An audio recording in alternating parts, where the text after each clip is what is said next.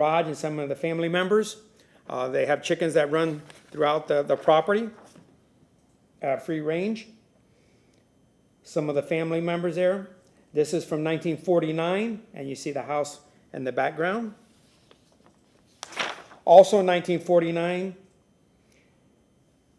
you see the house, and I'm going to show you a current picture of the house. They're great caretakers for this house. It's a period home. And when I talk to some of the family members, you know, you get the impression that there's a fence around the site. And in the early days, they had animals that just roamed around, and the fence was not to keep the animals in. It was from keeping the other animals from outside so they didn't come onto the property. Moving through the years, this is 1953, showing how all the family members were integrated into helping out and farming. Continuing to 1960, showing the crops in the field, and is current as 2006. The continuation, and it's always acted in that fashion. And the rows of the crops here, this is more current. And that's the primary house. This is the garage and the chicken coop. That's cladded in metal. That would have been period appropriate for the time. Here's the greenhouse.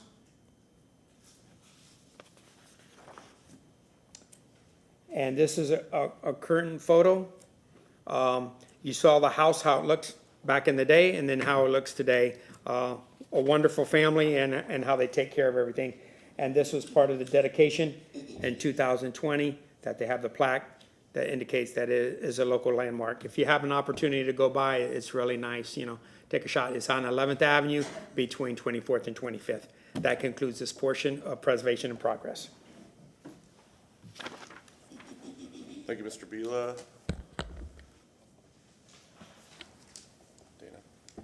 Good morning. Dana Crosby Collier from the City Attorney's Office. We're now at the Conflict of Interest Ex Parte Communication Disclosure, and I'd like to ask if any member has had an ex parte communication about any item on the agenda today? No.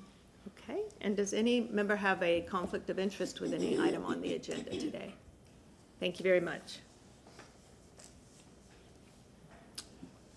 Good morning, Commissioners. Once again, Dennis Fernandez with staff. There are no continuations on this morning's agenda, so we can now move on to the swearing.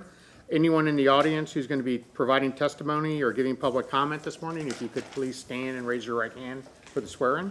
Do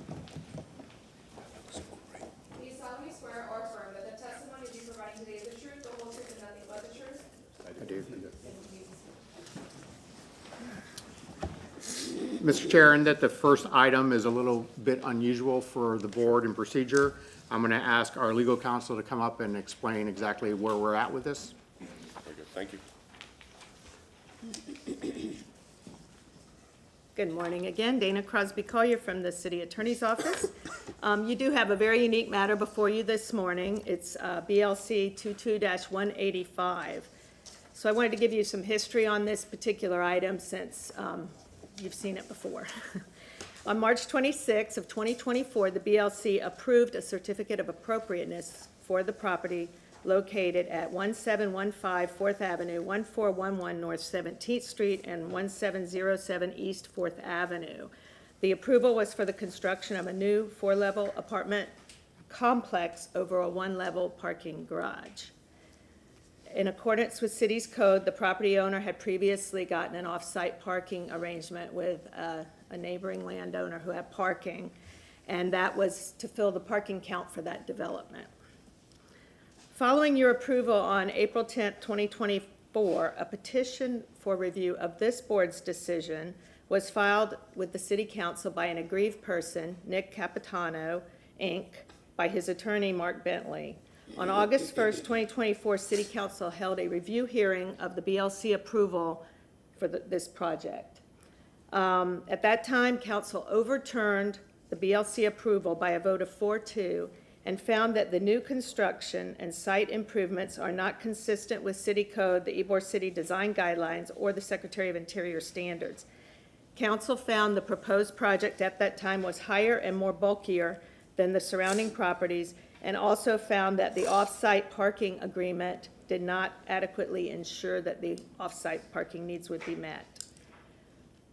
Following council's overturning the BLC approval, the owner's attorney, Jim Schimberg, filed a request for relief under a state law called FLUDRA. And FLUDRA is an alternative dispute resolution that is established in state law that allows an owner who feels they've been aggrieved by a city's action or unfairly burdened by the decision to ask for relief.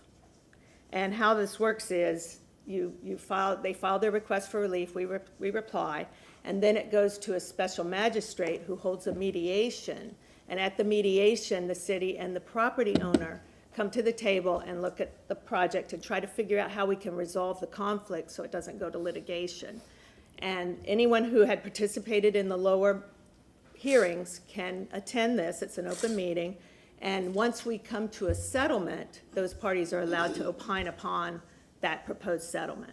But really, the negotiation mediation is between the owner and the city. So we went to the special magistrate on February 28th of this year, 2025, and we had a mediation for several hours. We discussed options with regard to this property, and it was positive. It was a positive development, so we agreed to continue the mediation until April 14th. On April 14th, the city and owner reached an agreement on the proposal, and that's what's in the packet before you today. It's Exhibit A to the special magistrate's recommendation that the city accept the order. It's, so what we would ask you, oh, I'm sorry, let me mention one more thing. Interested persons spoke after the settlement was reached. Mark Bentley was there, Ryan Manassi, and Stephanie Pointer appeared at the mediation and commented on the settlement and raised questions and concerns about the proposed settlement. So today, the proposed settlement is before you for your review of the design and for a recommendation to City Council to approve or not approve the settlement.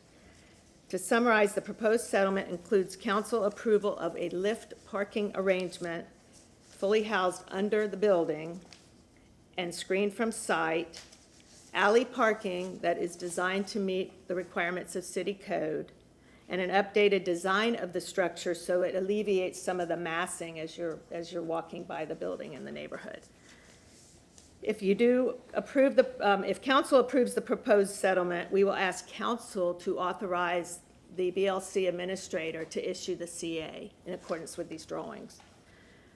At this time, the petitioner will present the project in more detail, and we have city staff, zoning administrator Eric Cotton, and John Marsh from Transportation will be available to answer any questions about those various aspects of this project.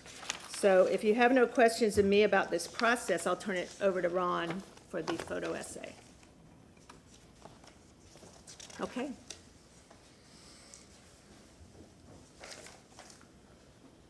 Thank you, Dana. Ron Vila with Historic Preservation. I want to get you re-familiar with the subject site. So in doing that, we have the vicinity map. Obviously, the arrow shows the property in question. It's in between 17th and 18th Street, and it fronts 4th Avenue. This is the Sanborn map from 1929.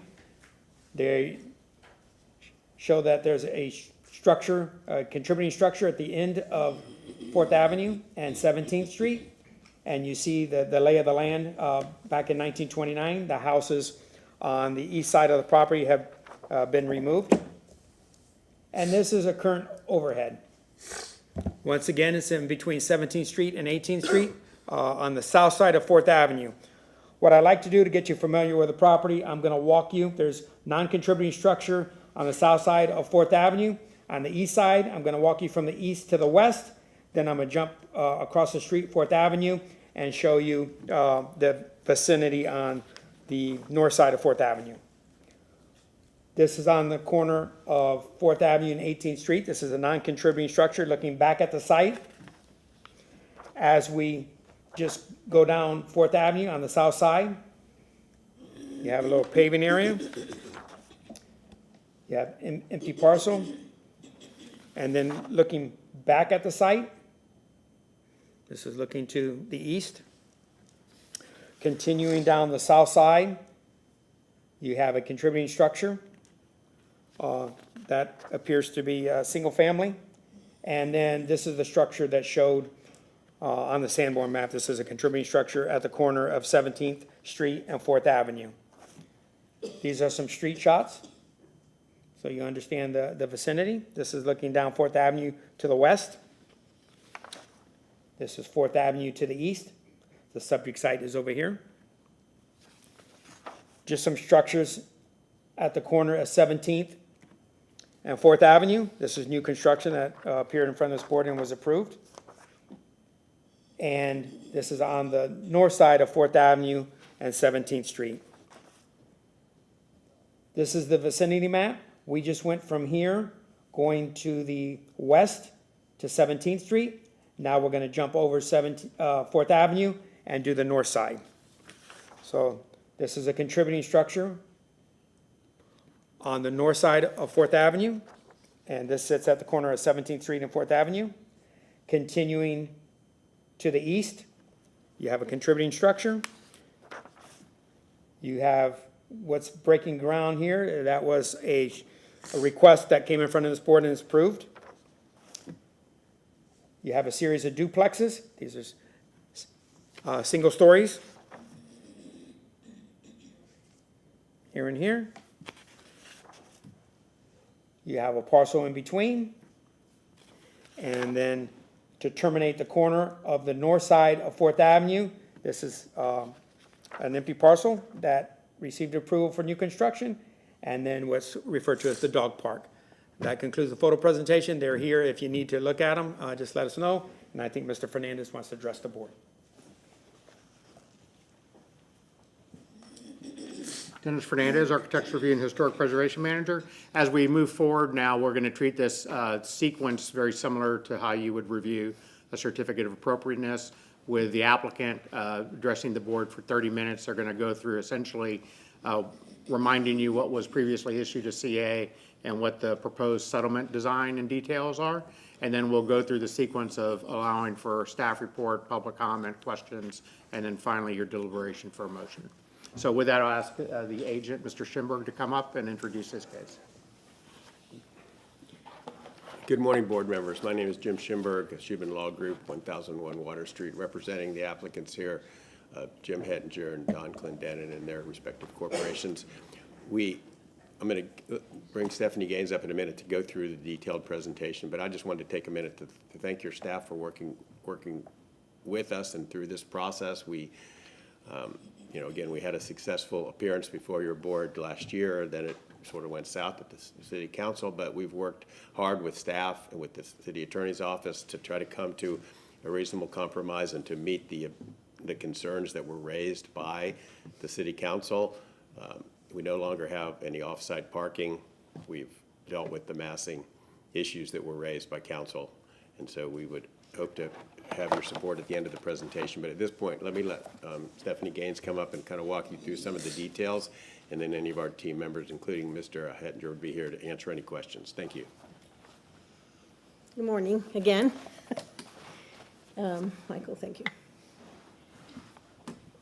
I'll reiterate, we really appreciate you being here, although, we certainly have spent a lot of extra time on this project. We know you have too, and we really do appreciate it. As several people said, we'll run through quickly what has been approved, just to update and show members who weren't here previously. So this is a, let's see, you say I have a mouse? Or, I forgot, okay. But I can also use these, right? Okay, so this is just an aerial that was used in the original presentation and Ron did include some of this himself. But the only reason I bring it into this picture is because I think this specific location of this site is one of the main reasons that there was maybe conflict and appeals and concerns, because it is one of the few sites that is in the YC6 district, so that's a 60-foot height limit with an FAR of 2.0, so heavy density, adjacent to YC7 YC7, which is mostly single-family residential. So, you know, I think that that's really the trigger here. And of course, you see it also, we've got just a couple of images here, but we also have an environment where it was common historically for larger buildings to be placed within single-family residential, just because that was the lifestyle. That was, people were working and living in a walking community, which hopefully is what Ybor is re-becoming at this point. And so the next few images will be of the approved design. This was the first level plan that was approved. So essentially, it is, as Dana said, it's a 4-story unit over 1 level of parking, so a 5-story building. On the ground floor, we have units along 4th Avenue as well as commercial spaces along Angel Oliva to camouflage the parking, to hide the parking. Underneath the building, the building edge is indicated by this heavy dash line.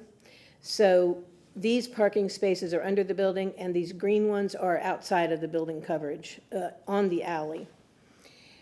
The parking that we had, we were required to have 93 spaces, 1 for each of the residential units and 3 for the commercial space, which is under 1,000 square feet. And so on site, we had in our proposal 69 spaces on site, and we had adjacent properties that we had negotiated with for leases of the additional 27 spaces that we needed. So we had the 96 spaces that we were required. Everything about the site plan will look very similar when we see our current site plan. Just wanted to let you know. And I will say that on this site, the building itself you'll see the building comes out to the very close to 4th Avenue. There's a 2-foot setback, essentially, on the 5-story facade that runs along 4th Avenue. This is an upper level, which just shows a very rectilinear building. Balconies are provided along 4th Avenue.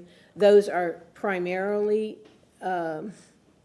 concealed in the facade, except for a 2-foot cantilever overhang that protrudes from the facade, and you'll notice that when we get to the elevations.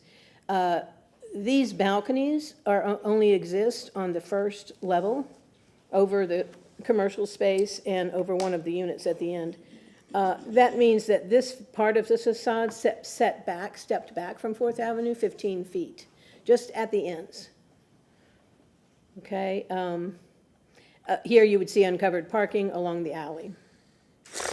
The top level of the original plan then shows these areas being cut back so that this becomes a taller element and this becomes a taller element.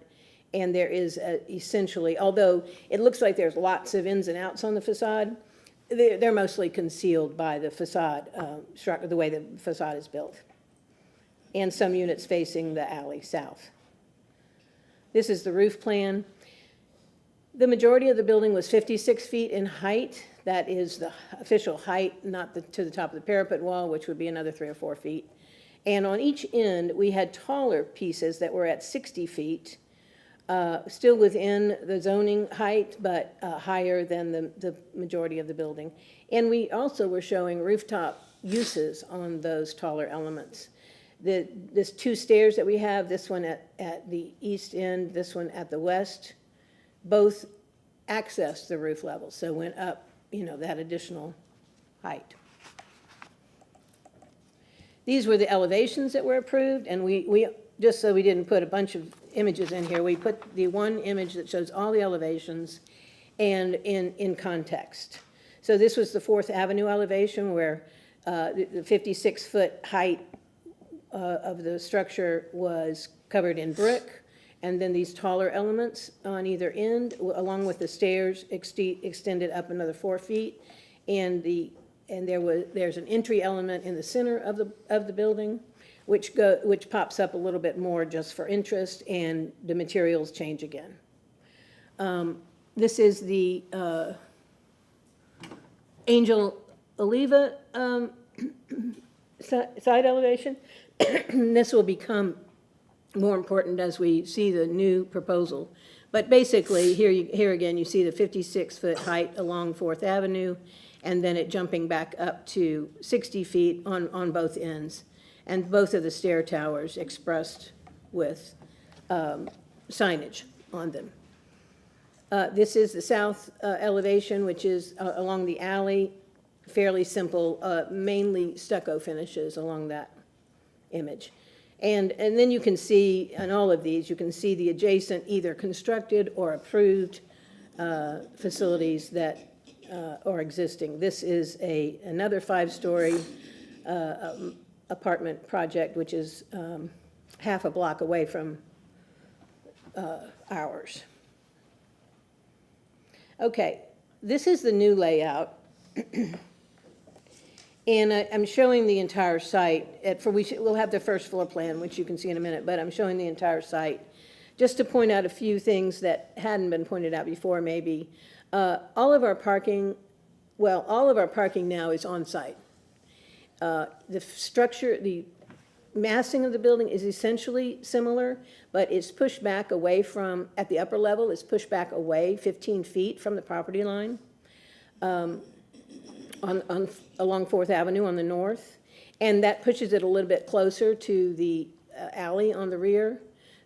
So almost all the parking, except for these few, are covered underneath the building structure. And I'll explain this different pattern that's shown on these parking spaces is where we're doing the individual lifts.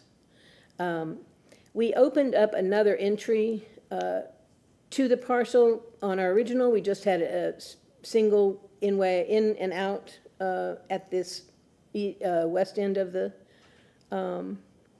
property. And now we've added this one-way in so that if the attendant is busy with other things, when a person needs to, the parking structures will be controlled by an attendant, not by the car owners. There's a little staging area here for those cars to wait for a few minutes or leave their keys in for the attendant to manage the transfer of the parking. This also shows 12 to 13 spaces that we're planning to add along Fourth Avenue. I don't know if you're familiar with the property, but it's essentially curb cuts, the entire block. So this would be public parking, and of course it will be designed to meet city standards. We are also showing shared, let me go back. This piece right here, which I think was shown in earlier images, is part of the ownership, the same ownership. It's not a part of our project, but we are committed to integrating it. We're committed to adding a couple of parking spaces for this restaurant use, and we are adding in alternate parking spaces, a total of 20, for things like motorcycles, golf carts, scooters, whatever might be. We've met with the city department. There was some concern about the width of the alley and whether we could park on it, and the city has approved this design. The alley has to be widened to 12 feet. It's now 10 feet, but it has to be widened to 12 feet. That two extra feet will occur within our property. And then we have the diagonal parking spaces coming off of that. So this will become a one-way alley west to east. Let me see if I... No, I think that's it. Our transformers are located here outside the building and with some landscape buffer in front. Now I'm going to move to the floor plan, the first level floor plan, so you can just see it a little bit better. We now have all our parking spaces on site, so we had to add additional handicap ADA spaces, so we have that covered. And then you can see these dark pattern grids are the parking spaces. Some are labeled compacts and some are labeled standard. Across the board, we have the depth, the length required for standard spaces, 18 feet, but we don't have the width, so that's why some are compact. And again, all of these spaces off of the alley, but I guess the numbers of the parking are on the previous page. But basically, we have the 96 spaces within our property lines. We're not relying on anything remote. And, you know, of course, we're not counting the public spaces on the street. We're showing bike parking and additional alternate parking. Take notice of this light blue line. We probably would have been smarter if we'd used another color, but this, I want to just notice this blue dash line that continues across, and there's a dimension figure here of 15 feet. So at the first through fourth level, the building sits out this close to the property line, about 2 feet. But on the fifth level, it steps back to this point, which is the major way that we're adjusting our massing. Here's the second, third, and fourth levels.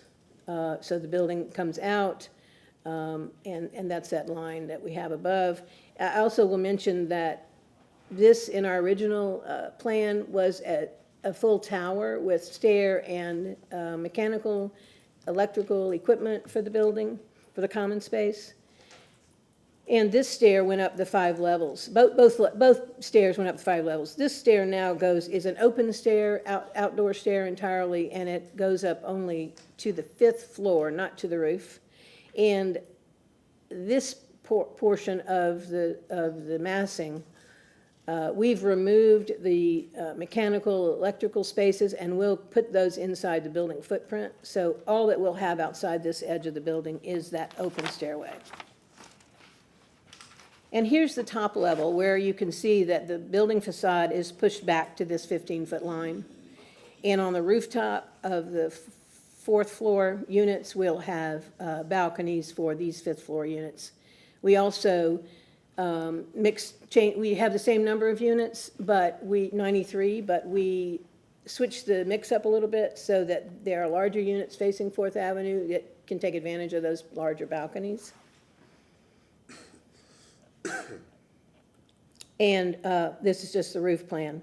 The massing did shift from on the 5th floor. Well, it shifted the whole building down to this line, which got closer to the rear property line. That's, you know, where we took that 15 feet and put it down here. And so next, I'm going to show you the elevations. And the lower elevation will be what was approved by the BLC, and the upper elevation is what we're calling the mediated proposal. And I think it's pretty clear, and also in working with Dennis and Ron through this process, because, you know, it wasn't one meeting, it was several back and forth. This idea of stepping down, it wasn't my idea, I can't take credit for it. Nor Michael's, I'm going to look at Michael, but you did lots, but you didn't do, anyway, it was recommended by the staff that we look at dropping the facade along 4th Avenue to around 45 feet, which is what the adjacent zoning calls for, is 45 feet. So it makes a lot of sense. But they also stressed that since we had approval, BLC approval of all the architectural elements, that we maintain those as much as possible. Because we did go down a path where we changed the whole design, and they said, no, go back.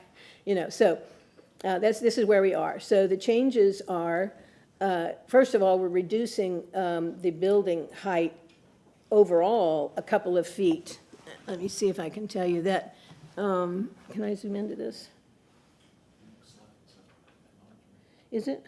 Oh, yeah, the next, I will, but that one has some mistakes on it. But we dropped several feet out of the entire, this entire facade, so that the very top of our height, now height is measured to the roof line, but I'm talking about parapet height. So 61 feet is the maximum on our proposed, where 65 was the maximum on our original design. as well as the fact that, the front facade is dropped down 12 feet along Fourth Avenue. And here, you can see that we've dropped out this mass that we had for that service area, the electrical and all that, and only have an open stair on that. That's going to be the west end of the building.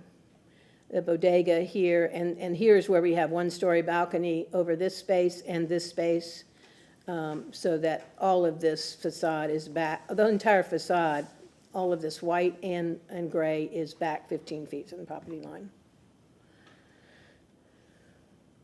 So this is just a blow-up of this end of the building to be kind of before and after.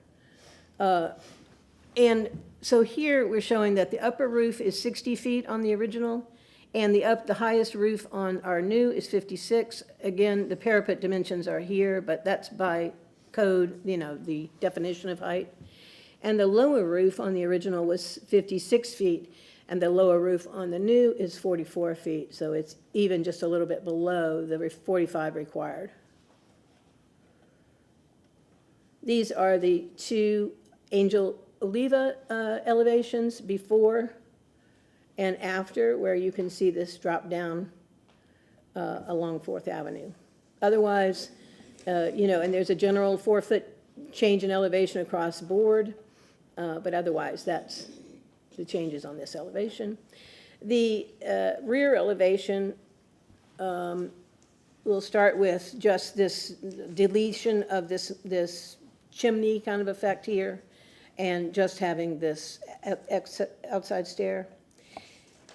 And before, the parking was just open to the alley. You could see right into the parking area. We are trying to provide a natural ventilation for that parking area.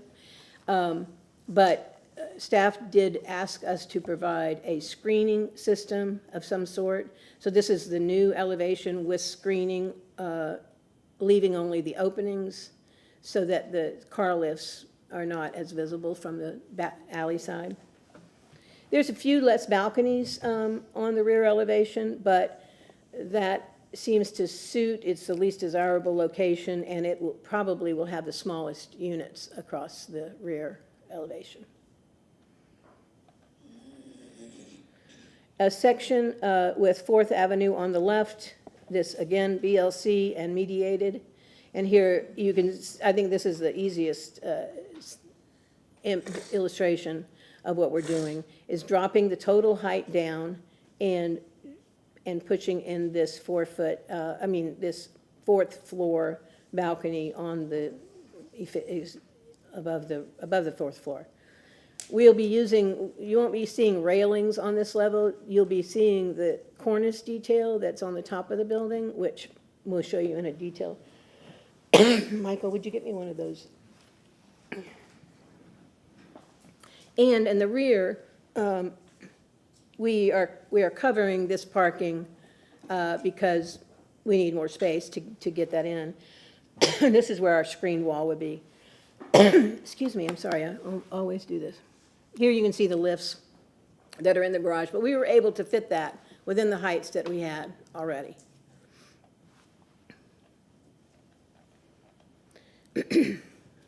This is the, at eye level, thank you, eye level renderings. Left is BLC approved and right is mediated. So here you can see a dramatic drop down of this part of the facade, and you can't even see, from eye level, you can't even see that 5th floor along 4th Avenue.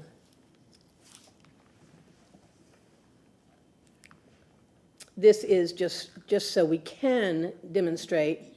This is up at, I guess it's about 3.5, 4 floors up, this viewpoint. But at least you can see what we're doing, and you can see how dropped back that is as compared to the original. And quite substantially, this building, we designed and built this building, it must be 20 years, I hate to say. We still call it a new design, but it's at least 20 years old. And this building, our new facade, is significantly lower than the adjacent, which is right across the street.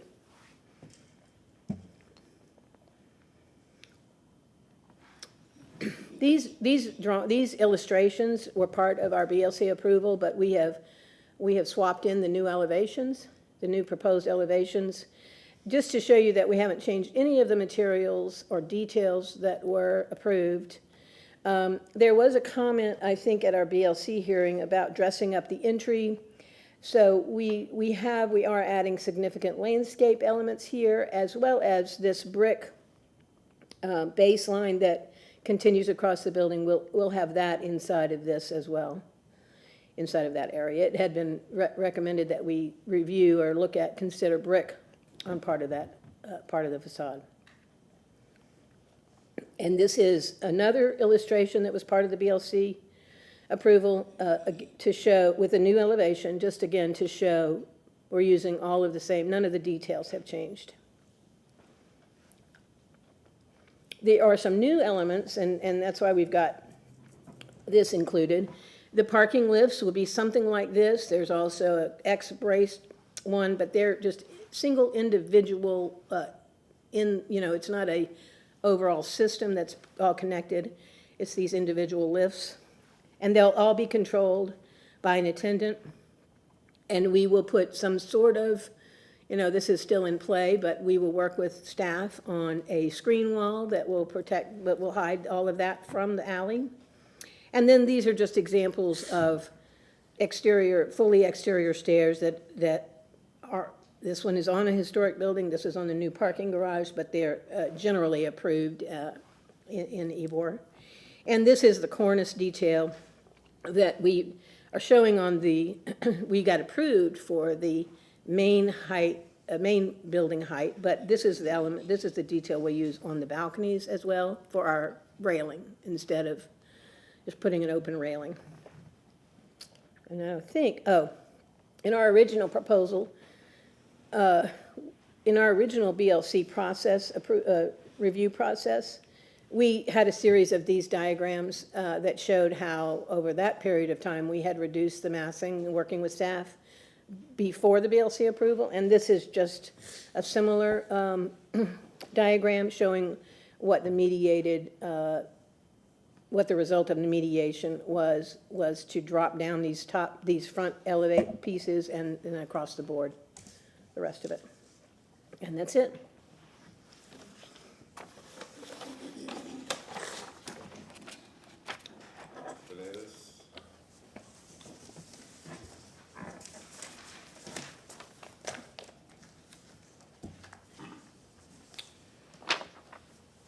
Once again, Commissioners, Dennis Fernandez, Architecture Review and Historic Preservation Manager. And just to build on the information that you saw and what Stephanie had summarized to you, this was a process that, although there was only 2 official meetings with the special magistrate, we had several, I would say, design-oriented meetings with the architects in which we were trying to craft what you saw today illustrated to you, which became the proposed settlement. And as I approached this, I tried to keep in mind the basis of what City Council's denial was, and just to kind of recognize that the original CA was nullified when it was overturned by City Council. However, I wanted to respect the work that went into the CA through this commission, through the staff's previous efforts, and really focus in on just what the basis of the denial was. And it was really twofold. It was the solution for the parking, which, as you saw, has been internalized with a mechanical system, and it was scale and massing. And you saw it with great detail how that has been approached. And in doing that, the proposal, when it went back to the group and those participating, there was a consensus that it was a substantial change and would become essentially the recommendation to City Council for the settlement. Because we reached that milestone in the process, the administrator's findings is that the revised design is consistent with the Ybor City design guidelines per the plans that you just reviewed. The BLC administrator and staff request that the BLC recommend City Council approve the settlement agreement and authorize the BLC administrator to issue the certificate of appropriateness for new construction. And with that, as you enter into your questions phase, we do have John Marsh with Transportation, Eric Cotton with Zoning to answer any questions, as well as the preservation staff available for you. Thank you. Great. Thank you. Is anyone here from the public wishing to comment? Please step forward. No public comment? Okay. We'll start with some questions of the applicant, starting with Mr. Chase. Hi, I was just curious with the mediated design, the hydraulic car lift. Is that like two cars for the same owner, or is it? Not necessarily, no. The requirements are one car per unit, so no. it can be That's different why we'll units, have an okay. attendant doing all of that. Okay, thank you. I was just curious. Thank you. Yeah, yeah, no, it's okay.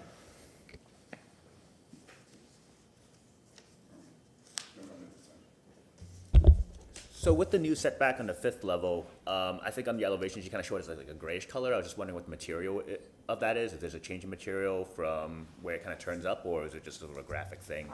Just to show the gray that was kind of set back a little bit, but what's Well, the materiality? The materiality would be stucco, just like the white aspects of the building, and we're considering the gray. We always work out final colors with staff, but we felt like the gray would just help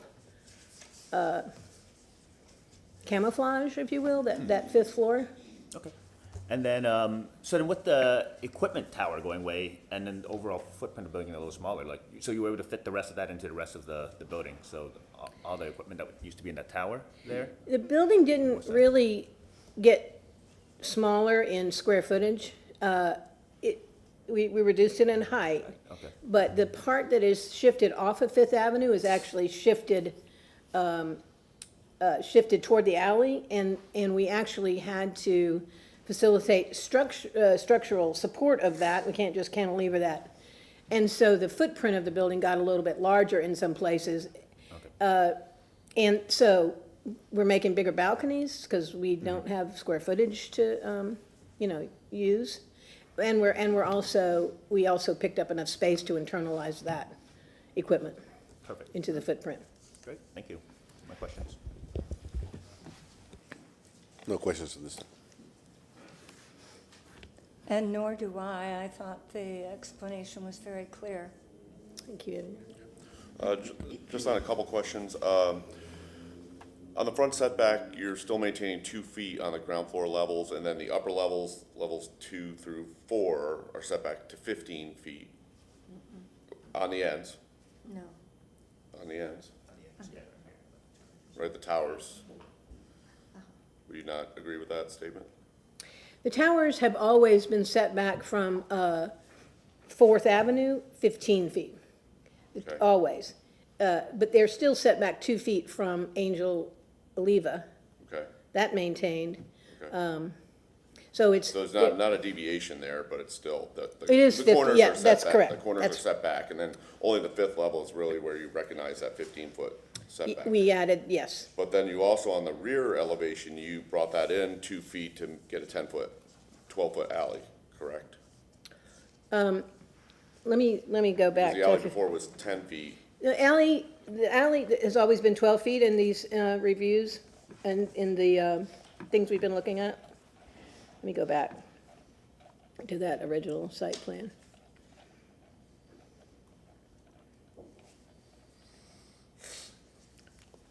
So, see this line right here is the building overhead on the original. Okay, Now the building overhead covers these parking spaces. So the building overhead is back here. so those are Part larger of it- balcony, okay. Part of it is air-conditioned space, but a lot of it is one-story roof or balconies that align with this back wall right here in the current proposal. Okay. And the alley was still. Oh, sorry. 10-foot platted, but you brought it in 2 foot, so you'll have, it's on your property, it won't be. alley. That's correct. It's always been that way, yeah. Okay, so no change there. Okay, and, can we look at the new site plan? You want the site plan or the? Oh, that works, yeah. Okay. So the 20 alt parking spaces, don't count in your parking spaces count? I'm sorry, the what? The alt parking? Oh, these there? all, no, they don't park, no, they don't count, they're, no, but it's something that, it's like we're adding chargers for a few of the units, and, they'll probably have, I forget what it's called, we have one additional space, actually, if you look at this chart, we are required to have 96, we actually now have 97, so we may make one of these, what is it called, when you pay, but you just use the car per, Uber? I'm sorry, what? Like a zip car? Yeah, but, Yeah. yeah.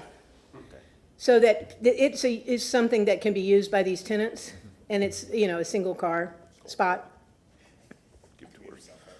Yeah. Okay. And maybe can we look at our section through the building with the parking? You're a little concerned, and I'm sure you've kind of worked this out, is that we don't have enough room to stack two cars on top of each other? Because you're not growing the first floor, second floor height, right? No, we are not, but we have, within that space, we have room with these kinds of lifts to allow two-car parking. The height of those cars is going to be limited. Sure. You're not gonna put trucks there, or? Yeah, that's right, that's right. Okay, so, but basically the deal is the attendant's gonna work through all that. They're only gonna put cars on there that can fit on these scissor lifts. Yeah. Yeah, or Okay. we'll have a bigger problem, yes. Yeah. Well, yeah, But better it be the attendant than yeah, the it's gonna be an renter. insurance, Yes, HOA issue. Okay, but we're not raising the second floor height at all? No. We're keeping it at the 10 feet plus a 2 foot so you have 12 feet. that's right, from the sidewalk Minus or, structure, yeah. 10 feet, so, okay. And the screen wall doesn't look like it's actually selected yet. You're gonna work with staff on that? Yeah. Can you discuss what your thoughts are on what that's gonna be? We could take we're a showing picture. right now, columns, structural columns at the edge. And here I'm showing, balconies across, these are the bigger units, and, then this just a shed roof, metal covered shed roof between them, and then some balconies on this side, and then just a few of the cantilevered balconies, on the units above. And so we'll infill with a material, and the closest thing we've all come up with is something like they've used on the Hyatt Hotel, which is this an open block. And we just threw in a couple of choices here, but yes, our plan is to work through with the details with staff on that. So it's gonna be masonry is what you're thinking right now? Yes. I mean, I think there's probably some option in there to go metal or something Yes. else like that, but you work with staff, so. Yeah. But right now the plan is masonry. Yes.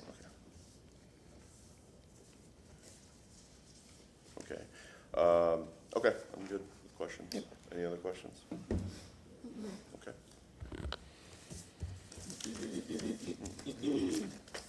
Okay, you have Stephanie, if you'd like, you have a few minutes for rebuttal or summary of any of your comments, or Mr. Schimberg? No, I don't think we have any more comments, but we're happy to answer any questions, and we would ask for your approval if appropriate. Okay, we're gonna go ahead and close the public hearing, and we can discuss the case amongst ourselves. Vivian?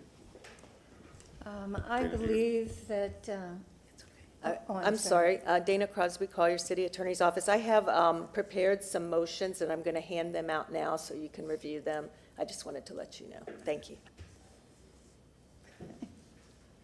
I appreciate the difficulty that this project must have presented you all, and from the design point of view, in order to address the issues that came out of the disagreement. And I feel that you have addressed these very, very adequately, while still retaining the basis of the original BLC approval. So I appreciate the work that went into that, and the ensuing result, quite frankly, is going to be a nice contribution to the neighborhood.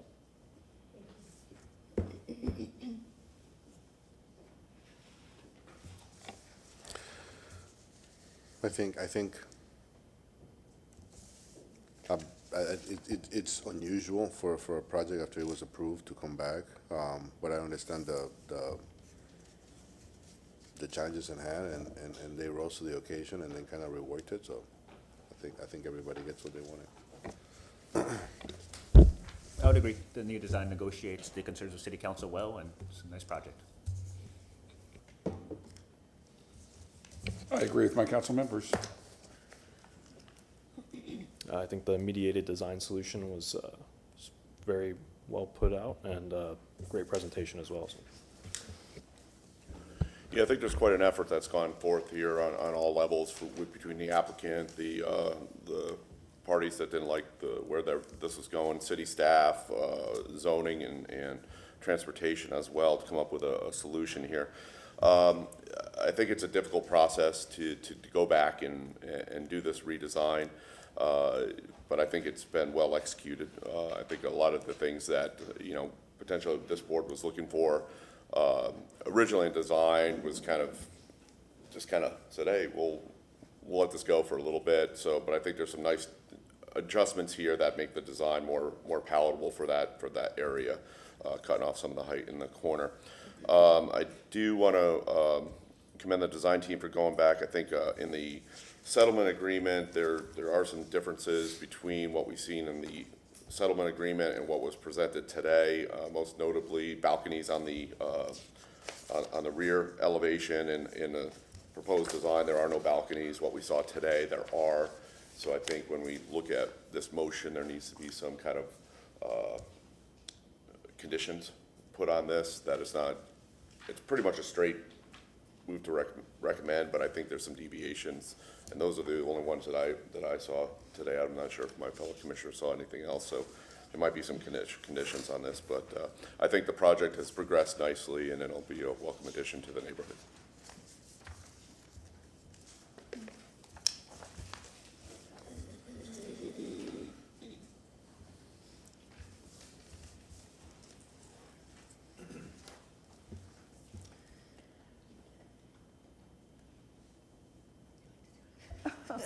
Well, I will take a stab at this one. If I may, Dana Crosby Collier with the City Attorney's Office. When you're reading your motion, those should be recommendations to council, because it will require an amendment to this agreement that's been approved by the special magistrate. So any conditions should really be called recommendations. And you can add them at the end of number 1, I think. Move to recommend council approve, yada, yada, yada, with the following recommendations for change, and then make your recommendations for the additional balconies, Okay. if that makes sense. The first motion is move to recommend City Council approve the report and recommendation of the special magistrate pursuant to Section 70.51 Florida statutes in BLC 22-185 for the property located at 1411 North 17th Street, 1707 East 4th Avenue, and 1715 East 4th Avenue, with the following conditions: that the drawings presented in the proposed renovation of the rear elevation that show the balconies, that these be retained as shown on the plans presented in the hearing today.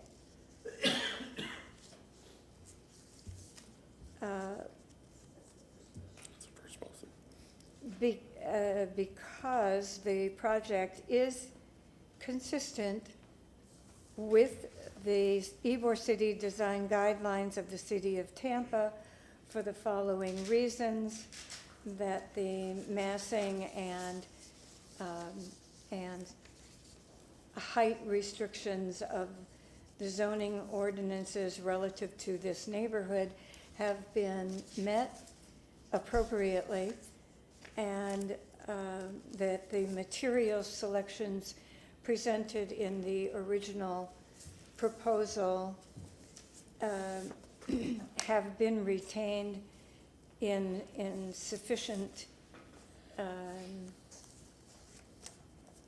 sufficiently in order to maintain the original intent of the first CA approval.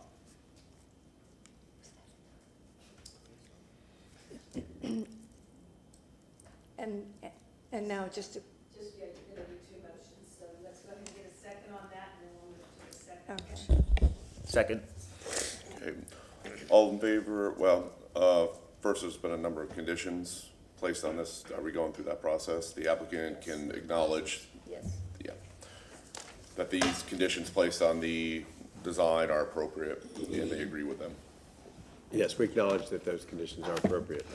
Thank you. Thank you. Okay, all in favor of said motion, say aye. Aye. Opposed? Motion carries. Thank you very much. Dana Dana. Crosby Collier again. The second motion, since you've included your findings in the first one regarding the design guidelines, the second motion is really simply that if the recommendation of the special magistrate is approved by city council, we are going to request city council authorize the BLC administrator to issue the certificate of appropriateness. And then you don't need to provide that last portion of this second one. So if the motion for, if the recommendation of the special magistrate is approved by city council, request city council to authorize the BLC administrator to issue a certificate of appropriateness for the drawings and documents presented at this public hearing in BLC 22-185 for the property located at 1411 North 17th Street, 1707 East 4th Avenue, and 1715 East 4th Avenue, because based upon the finding of. No. Okay, yeah, that's all I need that, yep. We have a second? Second.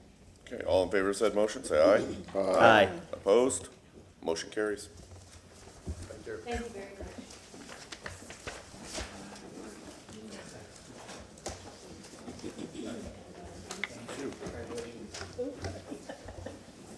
Thanks, Ron. Yes. Thank you.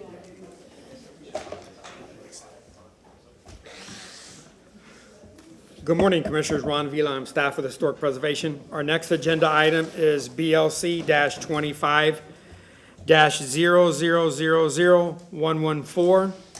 The main address is 1601 East Columbus Drive. The request is, they have two variances that are coming forward. They're attached in the staff report. The underlying zoning is YC5. There's some past action that was associated with this parcel. There was some stabilization of the building back in 2023. And then moving forward, this board reviewed and approved the project submitted on March 2024. It's coming back in front of you today because there is a period building, there's a single-family structure that abuts the subject site. When the rehabilitation was coming forward, we were unaware that they were going to ask for an alcohol beverage sales at the rehabilitation and restoration building. Since then, this went to city council on May 26th, the second reading will be on May 26th. It went first reading to city council, and the first reading was approved for the sales of alcohol at the subject site. To get you familiar with what's going on here, When is May 26th? That was yesterday. the subject site is highlighted in the green. It's on Columbus Drive. This is from 1929. Columbus Drive used to be Michigan. It's in between 16th and 17th Street. The restoration to the building is occurring now, and I'll show you some pictures. Then everything else is parking, and this is the single-family house that abuts the parking, why this request is in front of you. This is a current overall vicinity. This is 1601 Columbus Drive. This building is going through the restoration. Everything else in green is parking with the current period building on the site. This is just another illustration, overhead aerial, showing the building, the parking area, and then the single family that's abutting the subject site. These are current photos showing the building undergoing the restoration and rehabilitation. It's a slow process. It's very intensive moving forward, but you see the different elevations that are being addressed. You have the cigar factory here. You have the real estate building that's going through the restoration. This is Columbus Drive looking to the east. Turning around Columbus Drive looking to the west. Focusing on more of the parking area, there's an entrance. It's surrounded with a perimeter fence. This is looking back into the parking area. This is looking down Columbus Drive back at the period building that's going through the restoration. Just another shot from Columbus Drive looking at the parking area. The fence will continue. And the background, you see the period building. This is the building that shows up on the Sanborn. And this is the reason why this request is in front of you now.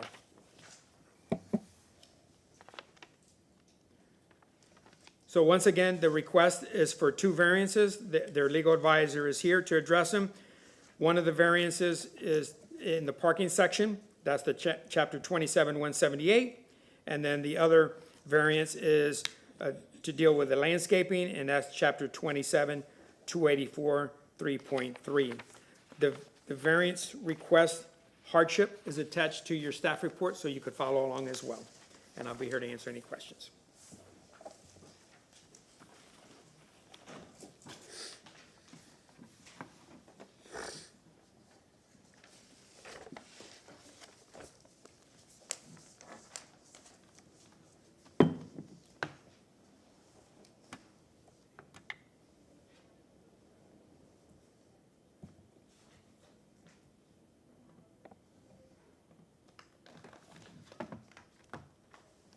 Thank you, Alex.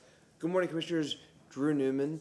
And that was an unusual case you just heard a few minutes ago. And this is an unusual one as well, in the sense that it's coming back to you. You approved this plan, the site plan, a little more than a year ago, and we're back. And the reason is, when it was going through its first review by city staff before it came to you in January of last year, the city staff flagged the need for one variance on the south side of the property, and you granted that January a year ago. And then we were going through the AB licensing process earlier this year. City staff identified the need for a second variance that wasn't identified a year ago before you. And so we're back again. But let me update you and share with you what our plan is and where we're going. So this is my great-grandfather, J.C. Newman. He founded our company 130 years, 3 weeks, and a day ago on May 5th, 1895. And we're very proud to be keeping the cigar tradition alive here in Cigar City. We're a four-generation family business, and we roll cigars today just like he did 130 plus years ago. We'll roll about 60,000 cigars today. 5 years ago, I first started coming to this building. I first coming to this building to talk to you and others about our idea of showcasing Tampa's cigar story. We realized that we were the last cigar factory left. We felt that we had an obligation to open our building, invite the public in to share this beautiful part of Tampa's past. So we started 5 years ago, a little more than 5 years ago, efforts to restore our building, bring it back to life, preserve our factory so it can stand for another 100 years, and turn it into a tourist destination. We went from having 0 visitors 5 years ago to 20,000 visitors last year for our cigar museum, factory tours, cigar rolling events, and all sorts of different private and community events. Many of you may have seen our building. These are some photos of it after the restoration. We went through and restored the interior spaces and repointed the bricks and upgraded the fence around the factory and really did a lot to showcase this gym inside the Ybor City Historic District. We didn't know what to expect, but as I mentioned a moment ago, people came and they still come, and it's exciting, it's wonderful. They come, they take a tour, and they say, what's next? Where do I go for a cup of cafe con leche? Where do I go for a Cuban sandwich? And right now, there isn't a lot in our part of the historic district north of I-4, so we created a map. We're sending people south of I-4 to 7th Avenue, which has a number of great destinations, but we feel that our part of the historic district has been kind of overlooked for a while, and we want to do our part to enhance and restore and preserve our corner of Ybor City. So our next project was taking a vacant lot directly across the street and turn it into a beautiful park. That's a community gathering space, and it's open to the public from sunrise to sunset, and it's a great space. And now we are working on this building, just to orient you, the Sanchez High building, which is on this side of 16th and Columbus, and we're trying to bring it back to life. When you walk inside our cigar factory today, hopefully you feel that the building looks and feels and smells and has the character of the same way it was 100 years ago. We roll cigars the same way today that we did 100 years ago. We want the building to feel like it did 100 years ago. That was the goal of our restoration. With the Sanchez Haya building, we want to do the same thing. El Rolo, our factory, was built in 1910, and the Sanchez Haya building opened a few months later, also in 1910.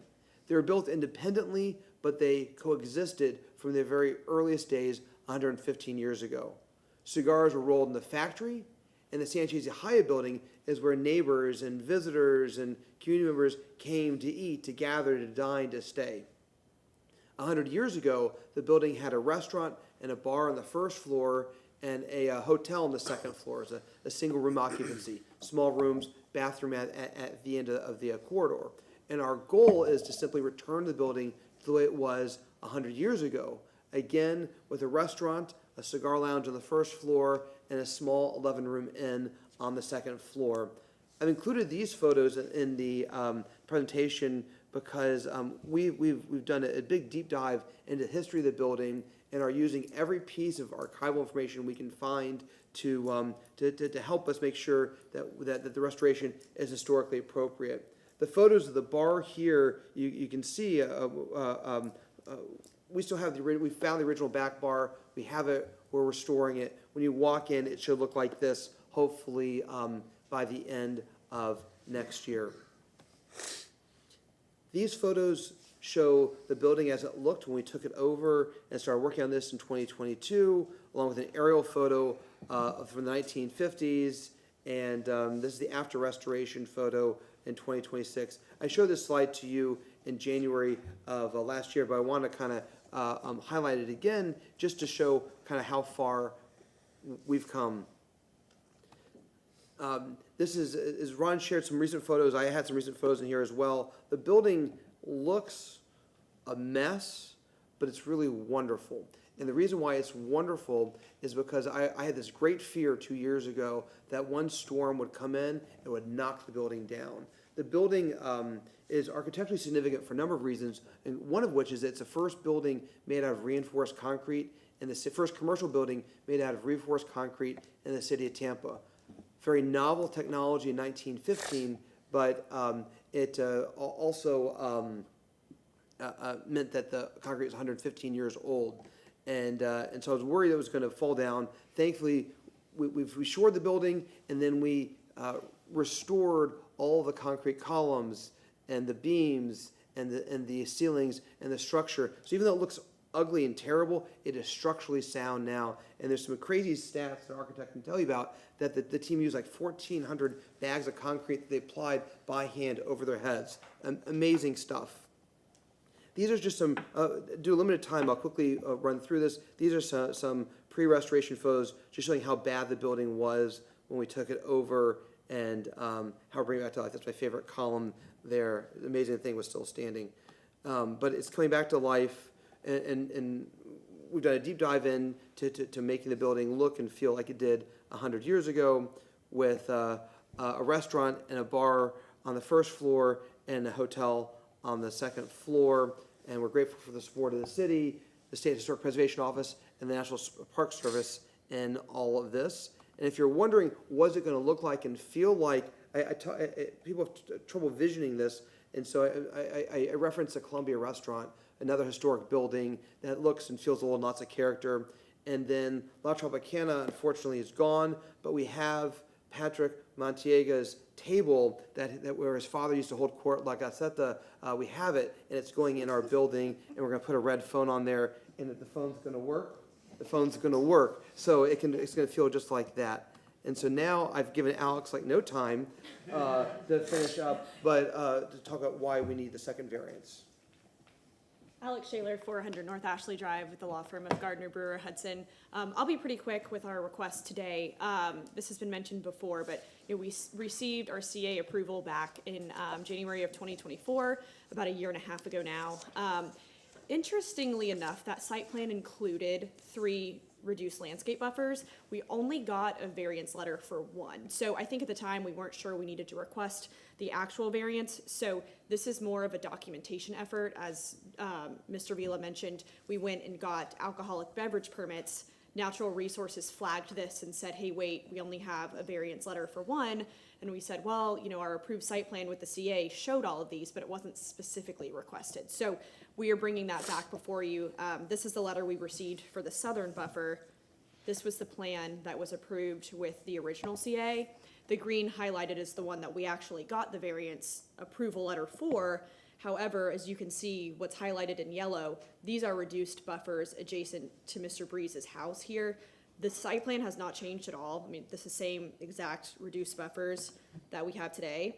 But as you can see, we have a specific note requesting the reduced buffer for those areas adjacent to single family.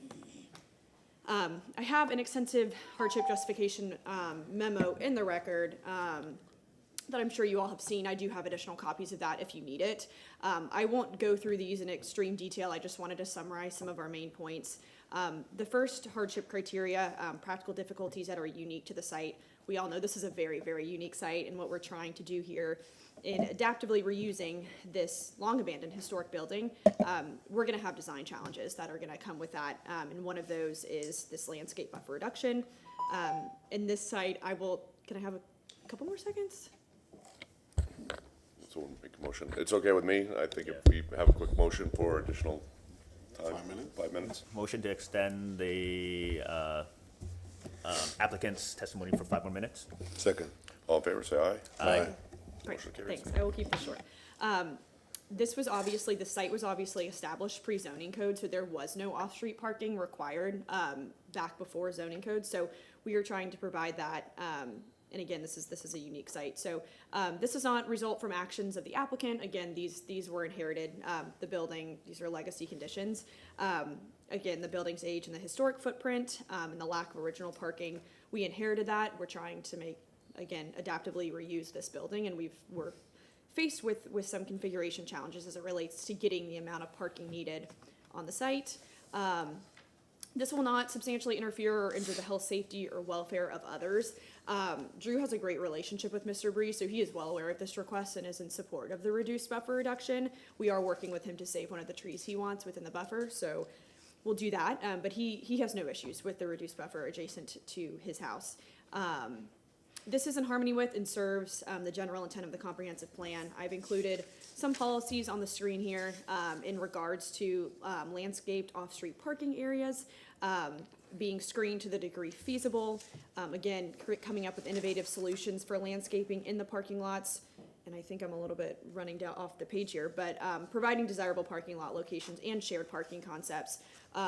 This, though it's a little bit outside the scope of this specific CA, as Drew mentioned, we are developing this whole mini campus, and this parking will be available for people visiting the park and what's to come across the street in the future. So this will result in substantial justice being done. Again, we're kind of faced with some constraints here, just given the age of the site and the building, and I think that what we're trying to do here far outweighs the minimal reduction in landscape buffer that we're requesting today.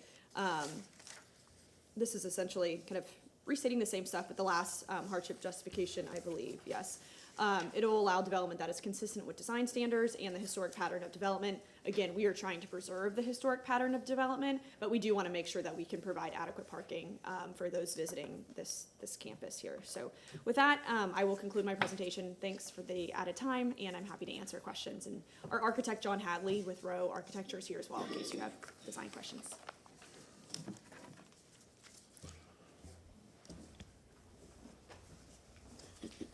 Good morning, Commissioners. Ron Vila, staff with Historic Preservation. With the variances, it's a finding of fact with the hardship that was presented to you this morning. If this goes forward, the site plan that was presented is what's attached and what's approved. So they'll have to go forward with that approval. If there's any modification, we'll take another look at it. But it's tied to the site plan. Thank you. Okay. Anyone here wishing to comment on this case, please identify yourself.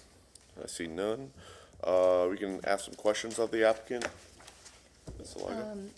Yeah, I noticed in the photograph presentation that there is a substantial tree canopy surrounding that residence on the corner, but the site plan doesn't indicate, there is no landscaping plan that we were presented with today that would indicate if those trees are being retained or not. Can you speak to that? Sure, I'd be happy to. I don't think we have a slide on that here. There are two large trees in Mr. Breeze's backyard that are being preserved, and the third one that forms a canopy is a camphor tree that's on the property line. We initially thought that Natural Resources would require us to remove it because of the tree protection barrier, but our landscape architect has this innovative system that he's worked with the Natural Resources reviewer that's going to allow us to keep the tree, which is what Mr. Breeze wants, because to your point, that the canopy in the backyard provides a lot of cooling in the summertime in particular, and he likes it and also provides a nice habitat for birds and other animals. Well, it presents a nice barrier additionally between his property and the parking area. It does. Now, I understood that he had submitted, or did he submit a letter that, I understood that he was in support of this proposal. Yes. Has he submitted anything officially to that effect? He's not. Be happy to provide that if that's desired. His concern is with what the barrier looks like.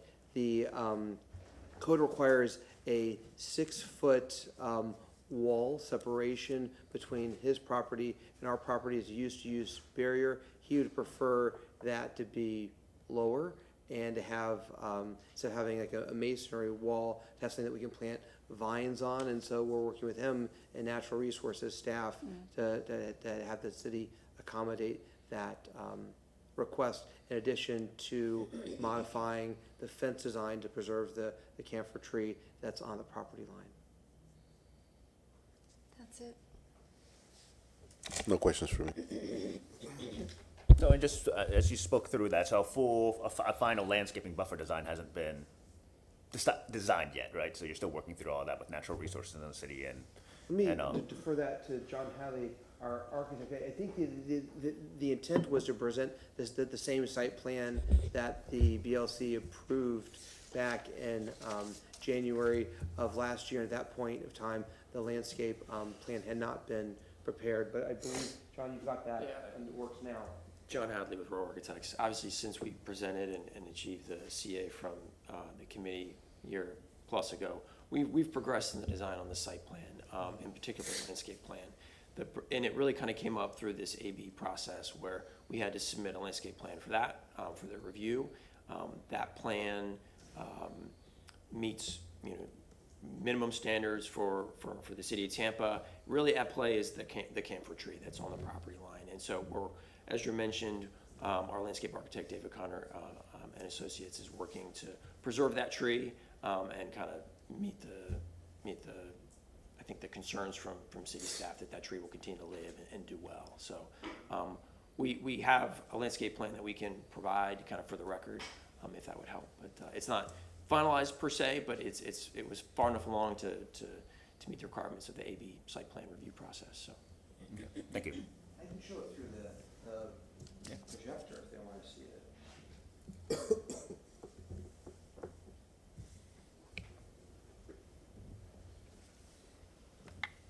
Might just take a moment to pull it up.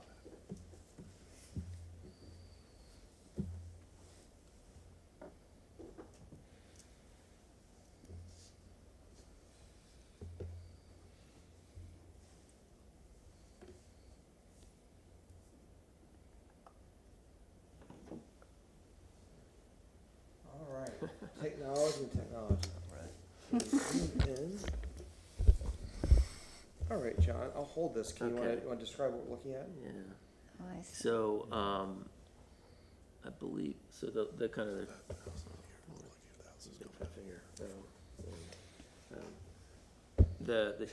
There's a line of shrubs here along the west wall, and those are meant to really kind of be a screen. Like, they'll grow in, and I think they're, I'm not a landscape architect, but, yeah, an evergreen screen kind of hedge that will kind of really kind of over time fill out and be one continuous screen. Behind that was an existing iron fence that we plan to leave in place, but we'll make sure we kind of modify that to satisfy natural resources for the existing. The camphor tree is not shown here because at this point, we were planning on removing it. Now we've kind of reversed course, given the request from the owner, but that camphor tree I'm is, sure that's on the previous. yeah, it's kind of right in the middle there, right on the property line. There you go, you got that? Yeah, where that X is, right there. And it is a large tree, so totally understand, and you can kind of see the tree canopy there. And then on the north side, we had planned on putting an opaque 6-foot masonry wall with a stucco finish, just to create, I mean, it needs to be opaque per the city, and our thought was that would kind of create a stronger barrier between the parking and the property owner, but, and then all these four, I believe they are holly trees. Well, they're pine in the plan here, but Dylan, the owner, and David, the landscape architect, wants to change the holly trees.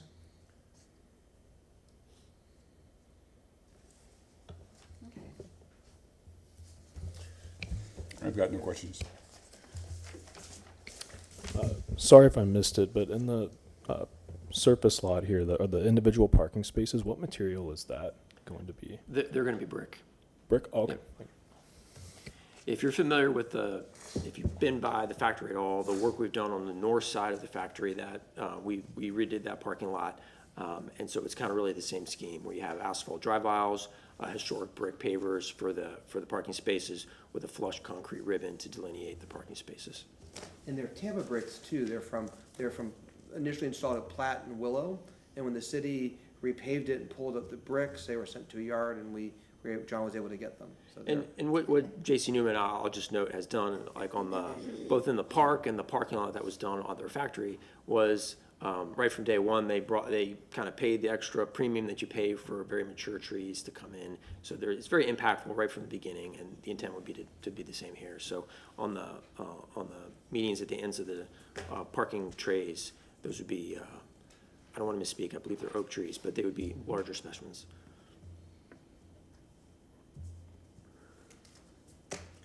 I don't have any questions. I thought that was a very thorough presentation, so I appreciate the extra information there. Okay, we're gonna, you have a few moments if you'd like to summarize anything, Drew? Actually, Drew, you've lost all your time. Use it at the beginning. I'll just be brief for 1 second. Say thank you very much for your consideration. The only reason we're back here is just to clarify the variance issue, which wasn't clear a year and a half ago, and appreciate your consideration of the request. Thank you. All right, we're gonna go ahead and close the public hearing. We can have discussion on the case in front of us. Chase. First off, great presentation. I think it's a really cool project, and like Drew mentioned, I think it brings a new vibrancy to that side of I-4. And I mean, one of my favorite things to do in Ybor in the historic district is walk around and smoke cigars. My mom thinks I smoke too much, but I think it's a really cool project and looking forward to it. So. I agree, it does a great job of preserving and reactivating a space that has been idle for a long time. I think the project is fantastic for Ybor, especially on the north side of the freeway. And I think they've paid a lot of attention, even with the small details, and trying to work through the city and trying to respect their neighbors' wishes. Yeah, I think it was a very thoughtful project. I remember driving by there and seeing a bunch of bats. So I'm assuming that those are the ones that contribute to some of the decay for the building. But thank you for doing this. This is a great addition to the neighborhood. Well, I appreciated the thoroughness. I'm sorry you had to bring it back for a little missed designation during the first presentation to this board. So I feel that the variances that have been requested today are significant to the project and would be beneficial in moving the project forward. So I support the request for variance request. Yeah, I think this is just a quick little housekeeping item that would pick up something that got missed before. I think I really enjoyed the little history lesson of the building, and I think commend you for all the work that you're doing in that area and on the building and preserving Ybor City's history. On a quick side note, if Mr. Breeze had any objections to this, I'm sure we'd hear about it. So I think all is well there. So I think we're ready for a motion. So for the motion, so that we make sure we hit what we need to hit. Because we just have on the, on our low data sheet here, buffer reduction from 15 feet to 5 feet. Do we have to specify the location, or like what is that we have to do to make sure that we have So it the gets other two? recorded. Recorded properly. Dana Crosby Collier from the City Attorney's Office. Yes, I would, please be specific as to the location. And also, you can also reference the plans presented today. Okay, great. I believe it was the southeast corner, Southeast corner? as shown on the plans. Okay. Give this a shot here. And the differences are here on the staff report, the differences in dimension Hardship. That's This is the hardship. report. and the hardship, yeah. She said. Oh, so it's okay, so we have along the locations. All right, so I can just read off each of these for the proposed buffers then? All right. So, move that the variance request for case BLC 25-114 for the property located at 1601 East Columbus Drive, Unit A, so let's see, so then 1607 East Columbus Drive, 2618, 2616, and 2614 North 17th Street be granted as depicted on the site plan presented at the public hearing for a buffer reduction from 15 feet to 8 feet along the adjacent single-family residential northern property line, for a buffer reduction from 15 feet to 5 feet at the adjacent single-family residential northwest corner, and for a buffer reduction from 15 feet to 10 feet at the adjacent single-family residential western property line.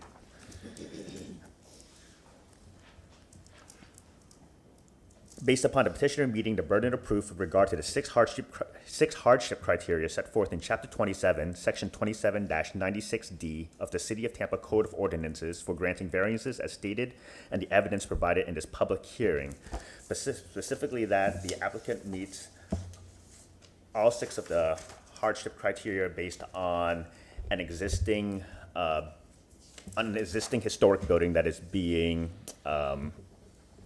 renewed in modern times. I think we want to cite this too. Oh, and based on the city landscape buffer code section chapters 27-178 A3G1, chapter 27-284 3.3. Second. Okay, there's no conditions placed on this, so all in favor of said variance approval, say aye. Aye. Opposed? Motion carries.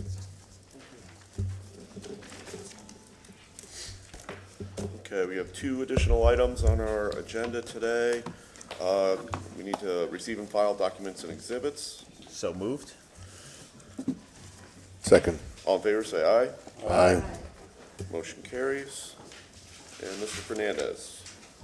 Morning once again, Commissioners. Dennis Fernandez, Architecture Review Commission Administrator.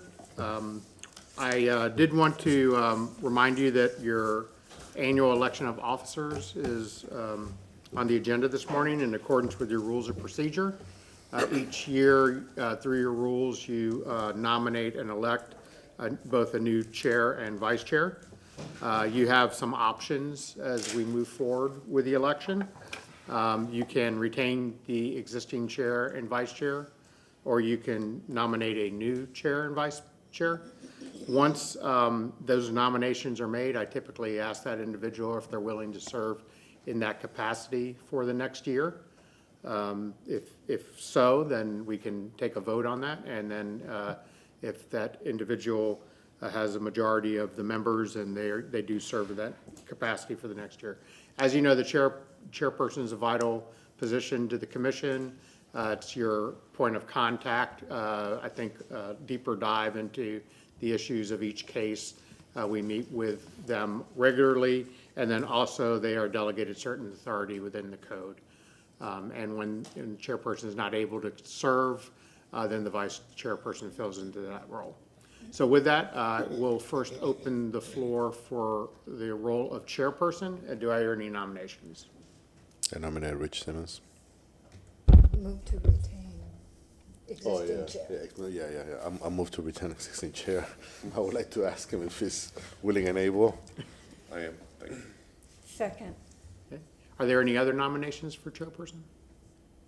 Okay, seeing none, we will go ahead and take a vote for the retention of Chair Simmons in that position for the next year. Show of hands.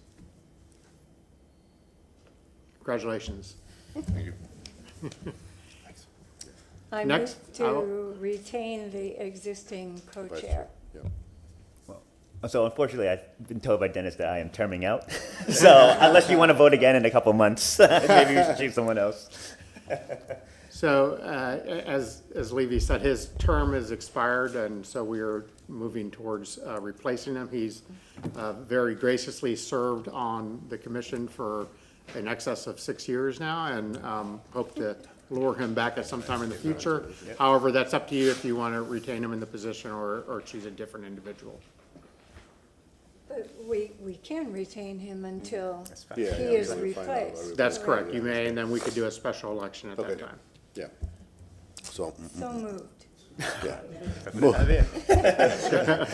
Second. It looks like you will agree to that.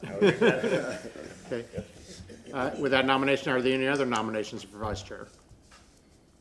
Seeing none, if we could have a show of hands to confirm that. Congratulations. All right. And that concludes our business for today's agenda. Okay. Seeing no other business in front of us, we are Did you adjourned. do your motion to receive and file? Okay.